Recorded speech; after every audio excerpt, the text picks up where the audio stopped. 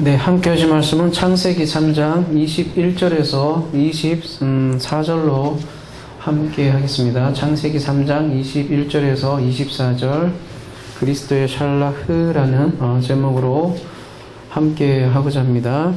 여호와 하나님이 아담과 그의 아내를 위하여 가죽옷을 지어 입히시니라.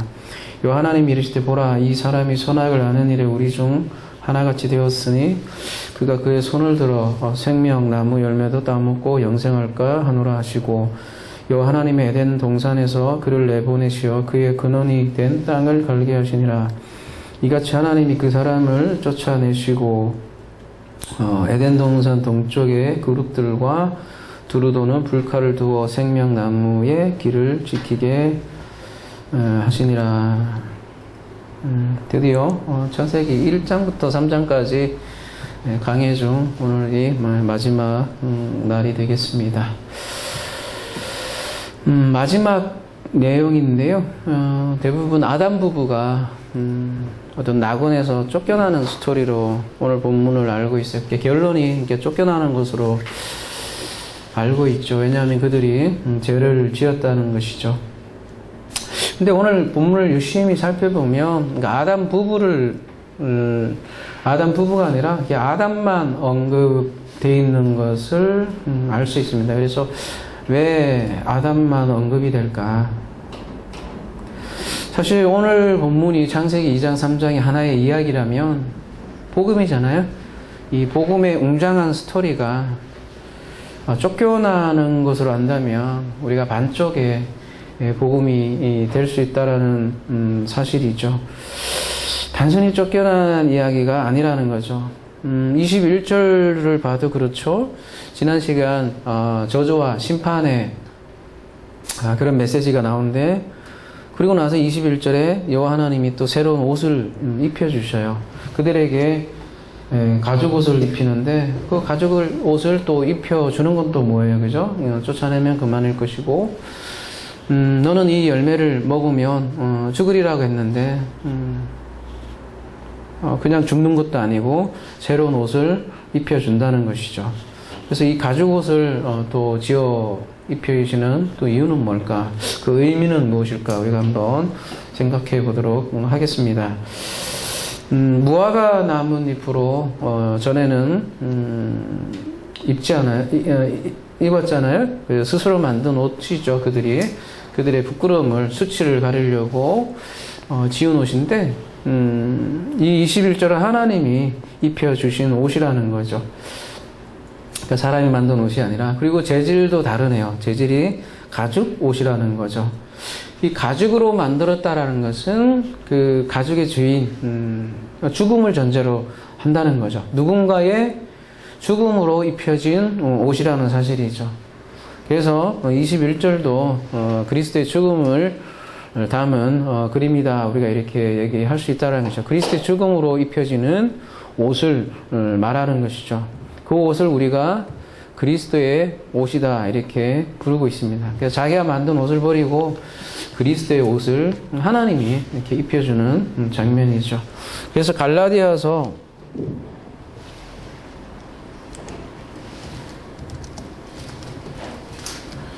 3장 27절 보면 누구든지 그리스도와 합하기 위하여 침례를 받은 자는 그리스도로 옷 입었느니라 이렇게 되어 있는데요. 그리스도를 합하기 위하여, 여기 에이스 전치사를 쓰고 있어요. 목적격이죠. 에이스 크리스토스 이렇게 되어 있어요. 그래서 목적격이에요. 그리스도를 목적으로, 목적이 그리스도라는 거죠. 근데 그것은 이제 의역해서 그리스도와 합하기 위하여 이렇게 번역을 했는데요. 그냥 그대로 직역을 하자면 그리스도를 목적으로 세례를 받은 자는, 이 세례를 받은 자는 다른 말로 죽음이죠. 즉 죽음을 통해 그리스도를 옷 입는다, 그런 내용이죠. 갈라디아서 3장 27절은. 그래서 하나님의 목적은 그리스도이다. 죽음을 통해서 그리스도를 입는다 이렇게 얘기를 하고 있어요. 근데 그게 그리스도의 옷이다 이렇게 얘기하기도 하고요. 그 옷을 성경에서는 흰 옷이다 이렇게 얘기하기도 합니다. 계시록 4장 4절에 보면 그래서 또 보좌에 둘러 24 보좌들이 있고 그 보좌들 위에 24 장로들이 흰 옷을 입고 머리에 금관을 쓰고 있더라. 쓰고 앉았더라. 계시록 7장 9절에 가보면요. 이 일 후에 내가 보니 각 나라와 족속과 백성과 방언에서 아무도 능히 셀 수 없는 큰 무리가 나와 흰 옷을 입고 손에 종려 가지를 들고 보좌 앞과 어린 양 앞에 서서 흰 옷이다. 이렇게 흰 옷이 뭐냐? 이것도 그리스도의 옷이다. 이렇게 우리가 생각할 수 있을 것 같습니다. 오늘 이 부부가 입고 있는 옷이 캐터네트다. 가죽으로 된 캐터네트다. 이렇게 되어 있는데 이 캐터네트의 옷을 이렇게 쭉 보면 구약에서 보면 주로 제사장들이 입는 긴 옷이에요. 제사장들이 입는 옷인데 제사장과 관련된 옷이다라는 것을 그래서 우리가 알 수 있어요. 그래서 우리 아까는 흰 옷이라고 그랬는데 세마포 옷이라고도 해요. 그래서 계시록 19장 8절에 가보면 그래서 그에게 빛나고 깨끗한 세마포 옷을 입도록 허락하였으니 이 세마포 옷은 성도들의 옳은 행실이로다. 성도들의 의다. 원어에는 그렇게 되어 있죠. 그리고 14절에도 하늘에 있는 군대들이 희고 깨끗한 흰옷이죠. 그 흰옷이 곧 깨끗한 세마포 옷을 입고 백마를 타고 그를 따르더라. 이렇게 말씀하고 있습니다.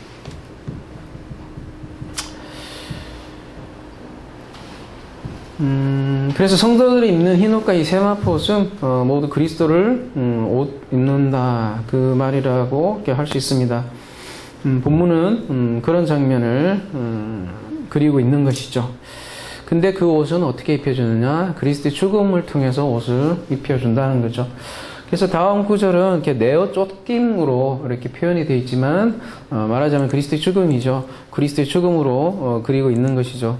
22절에 그래서 여호와 하나님이 이르시되 보라 이 사람이 선악을 아는 일에 우리 중 하나와 같이 되었으니 그가 그의 손을 들어 생명나무도 열매도 따먹고 영생할까 하노라 하시고 보라 이 사람이라고 이렇게 이 사람이 이렇게 돼 있잖아요. 그럴 때 아담이죠. 스트롱 코드 여러분 120번을 쓰고 있어요. 그죠? 121번이면 아담의 이름이고요. 그러니까 창세기 5장 가면 이름으로서 아담이 돼 있고 여기 이제 이거는 이제 지칭어죠. 120번은 이 아담이. 근데 보라 이 사람이 선악을 아는 일에 우리와 같이 됐다 이렇게 하면 이 사람이 이렇게 되면 한국어는 뉘앙스가 조금 흐려서 여자를 포함하는 그런 느낌도 들지만 아담이죠. 단수에 이 아담을 얘기를 하고 있어요. 말하자면 아담이 대표로 지금 언급되고 있죠. 또 하나는 선악을 아는 일에 우리 중 하나와 같이 되었다 이렇게 번역을 하고 있는데요. 우리 중 하나같이 되었다 할 때 밈맴누라는 단어를 쓰고 있는데요. 창세기 이제 2장 3장에 항상 이 밈맴누는 남성 3인칭 단수로 항상 쓰고 있어요. 근데 오늘 본문에서만 이제 1인칭 복수로 쓰이고 있고 그래서 우리 중 하나같이 이렇게 번역을 했는데요.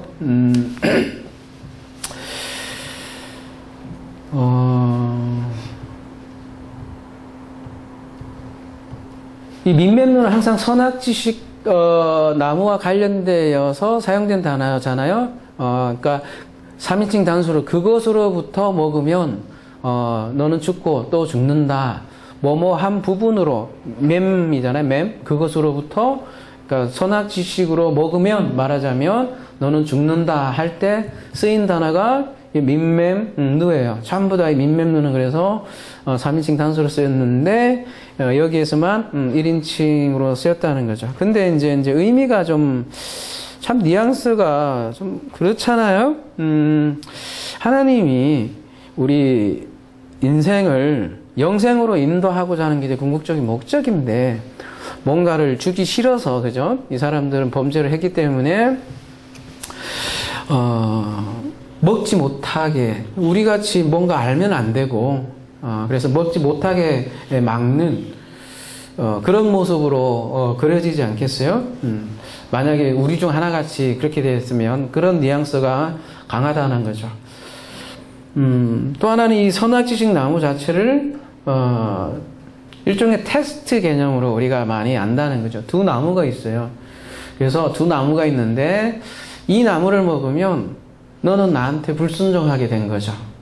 그 전제가 나는 상저주고 너는 피조물이니까 너에게 모든 권한을 줘. 너는 만물을 다스려. 그런데 이거는 먹지 마. 다른 말로 하면 속된 용어로 나한테 까불지 마. 그죠? 속된 용어로 하면 그런 뉘앙스로 선악지식 나무를 많이 안다는 거죠. 좀 하나님의 의도, 사랑을 좀 왜곡된 개념으로 우리는 그 선악지식 나무를 알고 있더라는 거죠. 근데 그 고약한 어떻게 보면 하나님으로 알게 된다는 거죠. 그러한 좀 개념을 우리가 이제 그동안 2장 3장 통해서 쭉 살펴봤잖아요. 그런 게 제거된다면 이제 하나님의 중심을 우리가 알게 될 테고요. 하나님은 생명나무를 우리가 먹지 못하게 하는 것이 궁극적인 목적이 아니라 선악지식 나무를 통해서 궁극적으로 생명나무로 이끄는 하나님의 지혜가 담겨 있다는 것을 우리가 알잖아요. 그러한 관점으로 새롭게 보면 창세기 2장 3장의 민면누는 일갈되게 3인칭 단수로 사용했듯이 여기도 3인칭 단수로 보면 이렇게 번역을 할 수 있는 것이죠. 그 아담이 선악을 아는 일에 그로부터 하나가 되었다. 그로부터 하나가 되었다. 이렇게, 그러니까 선악과와 하나가 되었다. 이렇게 번역할 수 있겠죠. 그것을 신약에서는 뭐라고 하냐면 육신의 모양을 입었다. 율법의 모양을 입었다. 그렇게 얘기를 하는 거죠. 로마서 8장 3절 가볼게요. 율법이 육신으로 말미암아 연약하여 할 수 없는 그것을 하나님은 하시나니 곧 죄로 말미암아 자기 아들을 죄 있는 육신의 모양으로 보내어 육신의 죄를 정하사. 이 보내어가 오늘 그 샬라흐라는 단어가 지금 제목으로 되어 있는데요. 이거 바로 이 단어예요. 자기 아들을 죄 있는 육신의 모양으로 그로부터 하나가 돼요. 우리 말하자면 타락한 우리 인생들과 똑같은 모양으로 하나가 되어 보냄을 받았다라는 거죠. 4절에 육신을 따르지 않고 그 영을 따라 행하는 우리에게 율법의 요구가 이루어지게 하려 하십니다. 그래서 23절 여호와 하나님이 에덴 동산에서 그를 내보내어 그의 근원이 된 땅을 갈게 하시니라. 그 내보내어 할 때 이 단어가 바로 샬라흐입니다. 이게 내어 보내다, 내보내다, 보내다라는 그런 뜻이죠. 빌립보서 2장 6절 볼게요. 아까 로마서 8장과 맥을 같이 하는 말씀인데 그는 근본 하나님의 본체시나 하나님과 동등됨을 취할 것을 여기지 아니하시고 오히려 자기를 비워 종의 형체를 가지사 사람들같이 되셨고 사람의 모양으로 나타나사 자기를 낮추시고 죽기까지 복종하셨으니 곧 십자가에서 죽으심이라. 그리스도는 종의 형체를 가지고 사람의 모양으로 보냄을 받았다. 육신의 모양으로 보냄을 받았다. 그 내용과 같은 거죠. 그래서 여호와 하나님 에덴 동산에서 그를 내보내요. 그러니까 에덴 동산에서 나왔죠. 이야기로는 쫓겨난 거고요. 그렇죠? 그의 근원이 된 땅을 갈게 하시니라. 그의 근원이 된 땅을 갈게 했다. 이렇게 얘기하고 있는데요. 근원이라는 게 뭘까요? 원어에 보면 취해진 땅. 그죠? 근본된 땅이라는데 락하는 취하다라는 뜻이에요. 그죠? 거꾸로 얘기하면 받은 땅이죠. 푸알형이니까 푸알형이라는 거는 수동형인데 강조하는 수동형이에요. 그러니까 그가 받은, 그러니까 이 땅은 아담하고 같은, 그죠? 아담아. 이름이, 그러니까 발음이 같잖아요. 그가 받은, 땅을 그가 아바드, 갈게 했다. 물론 이제 농사로 보면 농사 그림이지만, 영적 의미로 얘기하자면 아바드 섬기다라는 뜻이잖아요. 주로 얘기하는 이 섬기다. 그러니까 땅을 섬긴다. 그러니까 그가 받은 땅을 섬기는 거죠. 그러니까 예배 용어예요. 원래 아바드가.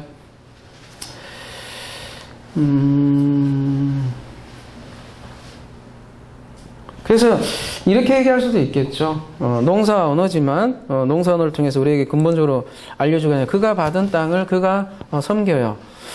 예배해요. 그죠? 그래서 마가복음 10장 45절에 인자가 온 것은 섬김을 받으려 함이 아니라 섬김에 대해서 얘기를 하는 거죠. 우리가 섬기려 하고 자기 목숨을 많은 사람의 대속물로 주려 함이라. 이렇게 섬기는 거죠. 그래서 그리스도의 보냄을 받은 자, 신약에 보면 그냥 보냄을 받은 자 그런 얘기를 많이 하잖아요.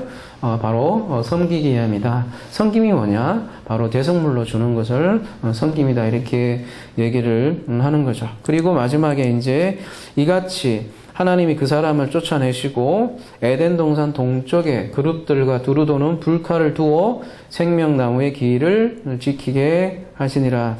우선 에덴 동산 동쪽이에요. 동쪽에 뭔가 이렇게 지키는 거죠. 그 얘기는 동쪽에서 서쪽으로 들어온다는 거죠. 말하자면 지성소인데 성소의 모양을 가지고 있는데, 그죠? 지성소로 들어올 때 동쪽에서 서쪽으로 들어온다는 거죠. 그래서 동쪽을 보호한다는 거죠. 성막도 그래서 동쪽에 입구가 있잖아요. 그래서 에덴 동산은 성막을 상징하고 있다. 그런 얘기를 했죠. 그죠? 근데 이 성막에도 지성소로 들어가는 과정은 얘는 상당한 보호 조치가 있다라는 거죠. 그리고 마지막은 천사들이 그 날개로 속죄소를 덮고 있잖아요. 그래서 여기서도 마찬가지로 그룹들, 천사들이 그래서 지금 등장을 하는 거죠. 출애굽기 37장 9절에 그룹들이 그 날개를 높이 펴서 그 날개로 속죄소를 덮었으며 그 얼굴은 서로 대하여 속죄소를 향하였더라. 지성소의 모습이죠. 그래서 요 모습이 그대로 요 창세기 3장 24절에도 그대로 비치는 거죠.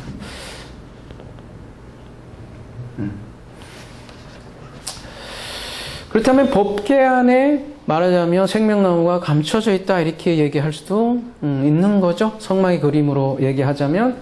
그러면 두루 도는 불칼은 뭐냐 이렇게 얘기할 수 있겠죠. 물론 이 생명나무의 길을 지키게 한다 이렇게 얘기하죠. 뭔가 생명나무를 보호하는 역할을 한다는 거죠. 무엇이? 이 두루 도는 불칼이라는 거죠. 이 불칼이 생명나무를 보호하고 있다라는 거죠. 근데 보호한다는 게 보호해서 아무도 못 들어가는 게 아니라 하나님의 목적은 결국은 생명나무를 먹게 하는 게 목적이라고 하죠. 그렇다면은 이 불칼을 뚫고 천사들을 보호를 건너서 어떻게 그 지성소로 들어가냐, 그 법궤를 여느냐, 그 얘기잖아요, 그죠? 그러면 어떻게 먹게 되는가, 이 생명나무 이렇게 먹게 되는가? 창세기 22장 가보면 아브라함이 이에 6절이죠. 범죄나무를 가져다가 그의 아들 이삭에게 지우고 자기는 불과 칼을 손에 들고 두 사람이 동행하더니, 여러분이 잘 아는 아브라함이 이삭을 모리아 제단에서 드리는 그런 장면이잖아요. 여기 보면 재밌는 표현이 있어요. 불과 칼을 그의 손에 들고 있어요. 말하자면 불칼이죠. 불과 칼을 들고 모리아산을 향해 가는데, 여러분이 잘 알다시피 이 이삭은 이 그리스도의 모형으로 잘 알려져 있잖아요. 그죠? 근데 그 이삭을 잡는, 그 아들을 잡는 데 사용되는 칼이죠. 말하자면 이 칼을 들고 있다라는 거죠. 그래서 이 창세기 22장은 그리스도의 죽음을 잘 담고 있죠. 그래서 화영금을 통과하는 길은 말하자면 그리스도의 죽음이라는 거죠. 그것이 그리스도의 샬라흐다 이렇게 얘기할 수 있고요. 다른 말로 얘기하면 신학적 용어로 얘기하면 버림당함이다. 아브라함 칼에 이삭이 죽어야 한다는 거죠. 그 이삭은 사실 나 한 사람 한 사람을 뜻하기도 하잖아요. 근데 그 이삭이 죽는 것이 아니라 어린 양이 나타나죠. 어린 양이 대신해서 죽는단 말이죠. 그래서 어린 양이 나를 대신하는 죽음을 그린 것이 모리아 사건이잖아요. 그러니까 불칼을 뚫고 그 에덴 동산에 들어가는 것은 결국 그리스도의 죽음이다라는 사실을 우리가 알 수 있다라는 거죠. 그리고 생명나무는 그래서 그리스도를 통해서만 먹을 수 있다. 성서로 말하자면 죽어야만 말하자면 지성소에 들어갈 수 있다 이런 말도 되겠고요. 그래서 막으려고 막은 그 의도가 아니라는 거죠. 죽어서 들어가는